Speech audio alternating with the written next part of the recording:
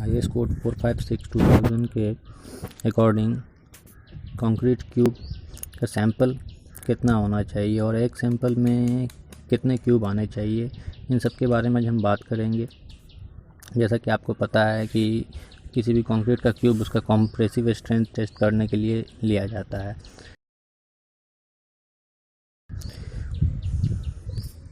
सबसे पहले हम बॉक्स लेंगे जिसका डायमेंशन 150 × 150 × 150 mm होना चाहिए।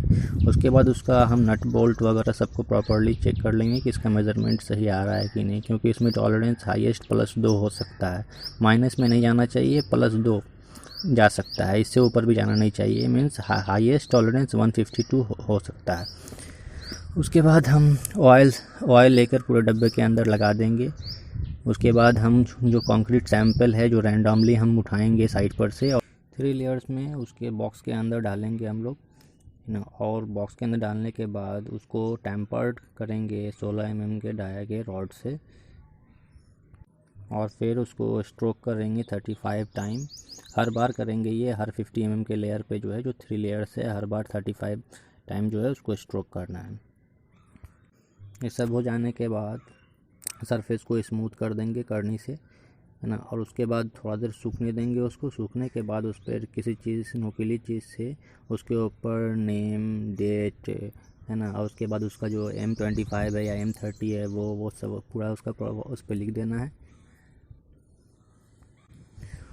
उसके बाद उसको ड्राई होने के लिए छोड़ देना है। ड्राई होने के लिए छोड़ना है। इसमें भी इस चीज़ का ख्याल रखना है कि उसका टेम्परेचर 27 to 30 डिग्री सेल्सियस होना चाहिए, इससे ज़्यादा टेम्परेचर नहीं होना चाहिए, है ना। और अगर इस तरह का टेम्परेचर मेंटेन नहीं हो पा रहा है ना, तो हमें इसको मेंटेन रखने के लिए जो है ना, हमें एक जूट का बोरा जो होता है ना, उसको भिगो कर उसको सरफेस के ऊपर डाल देना है। इससे क्या होगा कि वो टेम्परेचर मेंटेन रह पाएगा।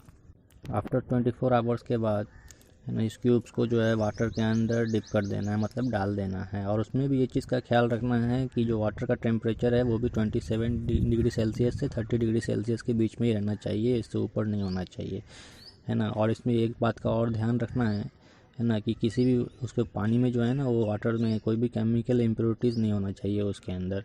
और केमिकल इम्प्योरिटीज़ होगा तो वो स्ट्रेंथ को वो दिक्कत करेगा।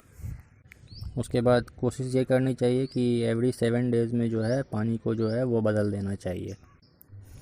उसके बाद कंप्रेसिव स्ट्रेंथ टेस्ट से पहले, वो 7 डेज़ में हो या 28 डेज़ वाला हो, उससे पहले उस क्यूब को निकाल लेना है, उसके सरफेस को क्लीन कर लेना है और ड्राई कर लेना है। ड्राई करने के बाद चेक करना है कि उसका कॉर्नर वगैरह कुछ सही, सबसे सही है, ठीक है, टूटा वगैरह तो नहीं है।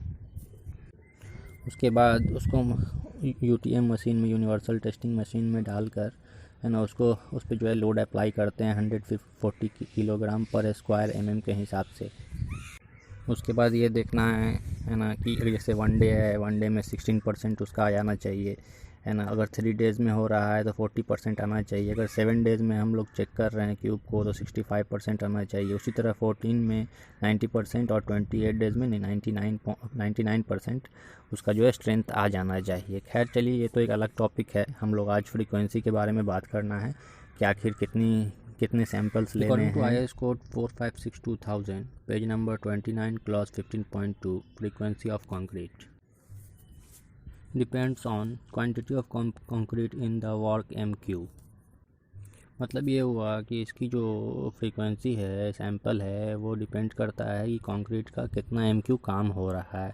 तो उसी तरह से है कि हम सैंपल्स लेंगे, जैसे कि वो 1 से लेकर अगर 5 MQ तक का काम हो रहा है तो उसके लिए हम एक सैंपल लेंगे। और एक सैंपल में 6 क्यूब्स आते हैं। एक सैंपल में 6 क्यूब इसलिए लिए आते हैं कि 3 को जो है 7 डेज़ पे चेक किया जा सके, और बचे हुए 3 को जो है 28 डेज़ पे जो है उसका कॉम्प्रेसिव स्ट्रेंथ चेक किया जा सके। उसी तरह से 6 से 15 MQ के लिए जो है वो 2 सैंपल लेंगे। 2 सैंपल का मतलब हो गया 12, मतलब 12 क्यूब्स। उसी तरह 16 to 30 के लिए 3 सैंपल्स और 31 to 50 के लिए 4 सैंपल्स। और अगर 51 से एबव का काम हो रहा है तो 4 + 1 additional sample for each additional 50 MQ of part.